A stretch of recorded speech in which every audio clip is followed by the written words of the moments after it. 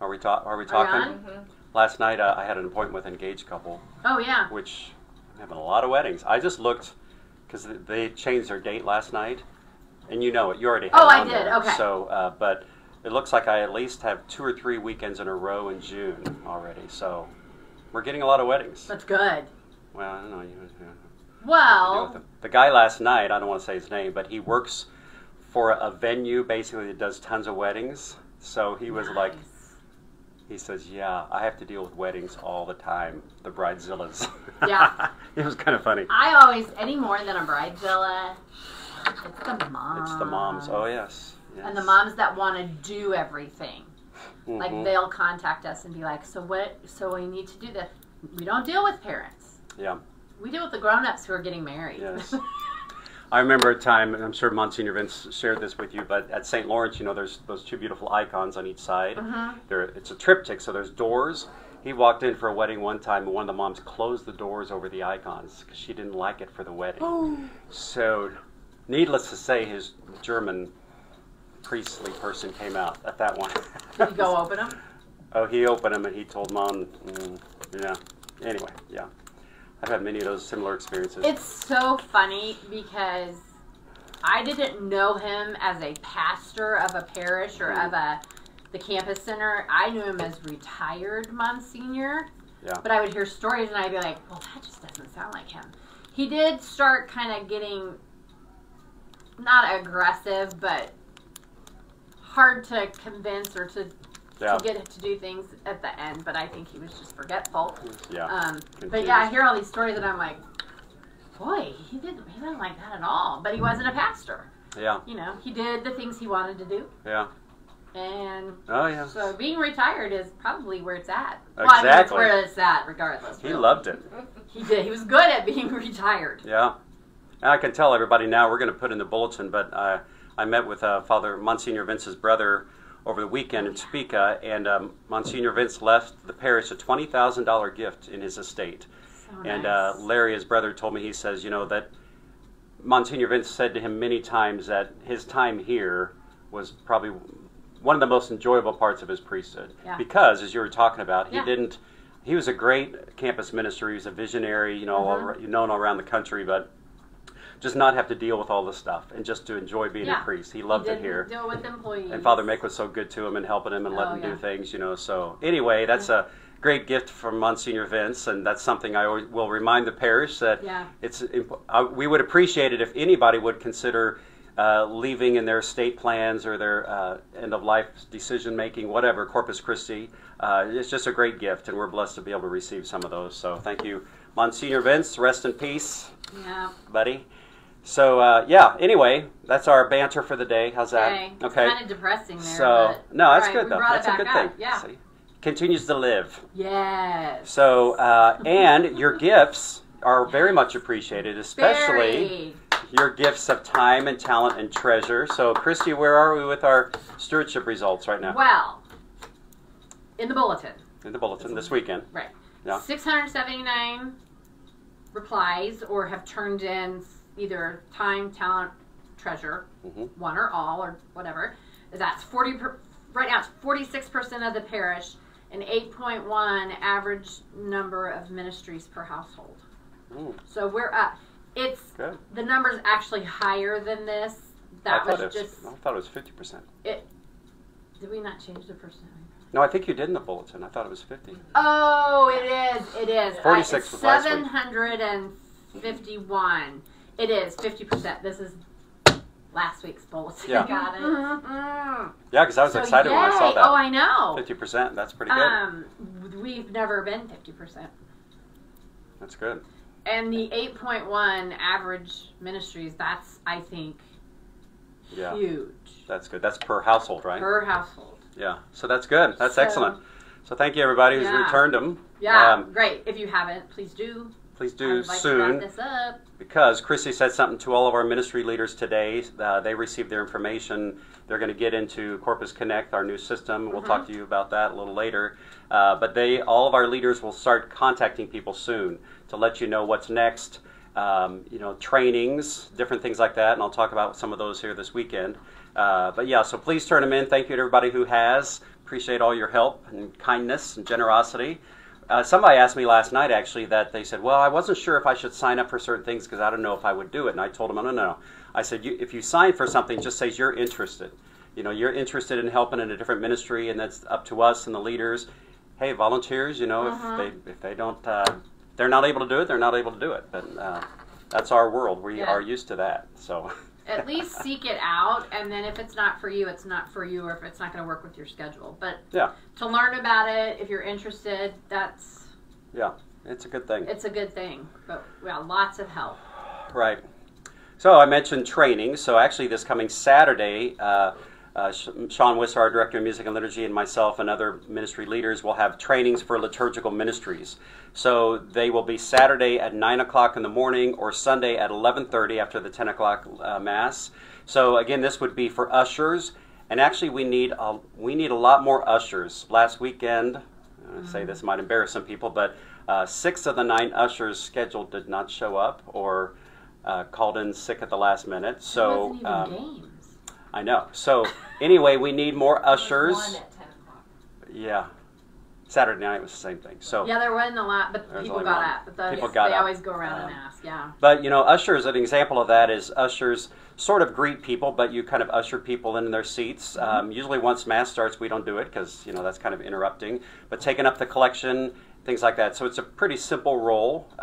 Greeters are important. You know, we have greeters to, so we act like we're hospitable at this parish. We care for people. But that's easy. You have to get here 15 minutes before Mass and just greet people and everything and be nice and hand out the children's bulletins, you know. So families, that's a great family ministry. And so many families signed up for that this year. Yeah, good. So I think there's an increase. The right family's going to be doing it. Yeah, there's an increase in that. Yeah, good. What else? So lectors, those are the people who read Scripture, so you have to be a pretty decent public speaker and not be embarrassed to get in front of other people, and we will train you how to use the microphone and talk slowly and articulate well, all those kind of things. Altar servers, that's for kids in 5th grade, children from 5th grade all the way up. Actually, I would love to see some adults do that. Some of my other parishes, there's like a father and son who do that. Maybe specifically at 8:30 a.m. on Sunday, that liturgy, because a lot of kids aren't up that early. So we have that. What other ministries are there? Sacristans, oh yeah. If you don't like to get in front of people at all, you can be a sacristan. That's a really important. Yeah, they're the ones who set up everything before Mass. So you definitely need to be here 15, 20 minutes beforehand. You set up all the stuff, you put it in the back, you know, the host and the ciborium and all that kind of stuff, and then clean up afterwards. So that's always helpful. And then extraordinary ministers of Holy Communion, those are the people who help distribute the Eucharist.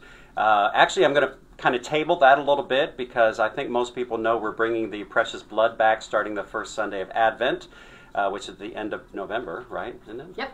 First Sunday of Advent. So we're going to have a special training on November 16th, Saturday morning. It's going to really be mandatory for everybody who is an extraordinary minister or who wants to be, because it's going to be very different. We haven't distributed the cup here since the 4 years I've been here because of COVID and everything. COVID was when it ended. So where everybody stands, where everybody, all those kind of things. So it's different. So anyway, keep that in mind. We are going to have a training video to go out to all those people and everything like that. So those trainings this weekend, Saturday at 9 and Sunday at 11:30. And then the other thing we've been talking about is Donum Gratiae, which is a new signature event here at Corpus Christi. It's a way to celebrate all of our successes in the past, you know, and then present as well. So we've been asking people for nominations for 3 special awards we're going to be giving. One is the Mary Rushka Award. That's a name from our past, and that's really the purpose of this award. Somebody who's been in our parish for a long time, kind of like a pillar, who's done a lot of great things, kind of connects us to the past specifically, to honor them. And then there's a St. Benedict Award, which is for someone who just practices stewardship, you know, like one of our great volunteers who just is always around here. And then the Dorothy Flannery Award, which is a continuation of that award that we've been giving for somebody who's really helped us to promote and support Catholic education. So those 3 awards. Deadline is passed for the nominations, and we've received quite a few. Quite a few. So right now, the Pastoral Council, they're the ones who are kind of supporting this new event.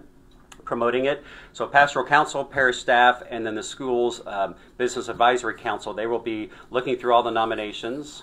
And yeah, we got to... I talk about that. So. Yeah, so I forgot. And then we'll be choosing the award winner. And then the big event is November 16th, Saturday night at 5:30. It's going to be a nice event, kind of a classy event. So we've hired a string quartet to play some music as we're gatherings. 5:30 is our cocktail hour. And 6:15, right? Isn't that what we're... 6:15 is the cutoff for the cocktails. Yeah, the cocktails. And then Okay. we do prayer and welcome. And we have another music. Sean Scola is going to sing one or two, I think. One or two songs. And then dinner, and then as we're doing dessert is when we'll start the awards. Yeah. It's going to be a nice dinner, catered. Nice dinner, catered from Miss Ellie's. Really so good. Really good food. We've gotten several people who have signed up for tickets, registered, so that's great. We need more. We are asking people to. We're asking people to pay $25 a person. That'll help. It's not a fundraiser at all, but it'll help just defray the cost. A little bit. A little bit, yeah. It costs a lot more.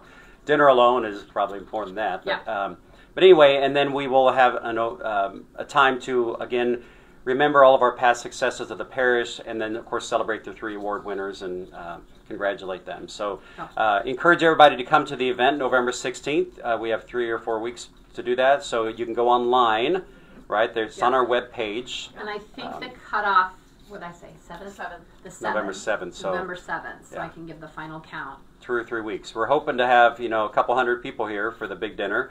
Just a nice time to get together, celebrate each other, and nice little event. Everybody likes a little fancy thing. I have to say, being the one who got the nominations, everybody is worthy of any of those. So it's going to be interesting. Yeah, I know. There's not one where you're like, no. Right, yeah. But so it's going to be great.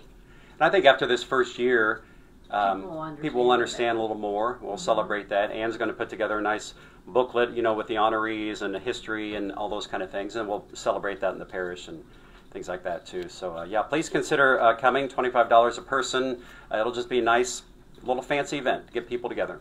November 16th. And Donum Gratia means the gift of thanks, by the way. It's kind of a play on our other big event we've had for years here. How long have they done the dinner auction, Donum Fide? Like 17 years or something? Yeah, I was going to say 2000. Was Kennedy in 4th grade? Way before I had kids. 6, 7. Way before you were born, is that what you're going to say? No. She's not that young. I just look that young. Yeah. Sure. It's the curled hair. It's the curly hair today. It's the curled hair. I know. I want to say, I think Kennedy was in 4th grade. And what are they in 4th grade? 10-ish? Yeah, she's 26. Yeah, about 16 years probably. So, Donum Fide is our annual school big event, dinner auction. That means the gift of faith, because we're passing on the gift of faith to our school students. Donum Gratia means the gift of thanks. So we're just passing on thanks, for everybody who's done things past, present, future. So there you go. Yeah. That's what we do. It's always good to thank people. Which is also why we're doing it in November. Yeah, right before Thanksgiving. Thanksgiving. And the dinner will not be turkey. No. It'll be nicer stuff. Yeah. Well, turkey's fine.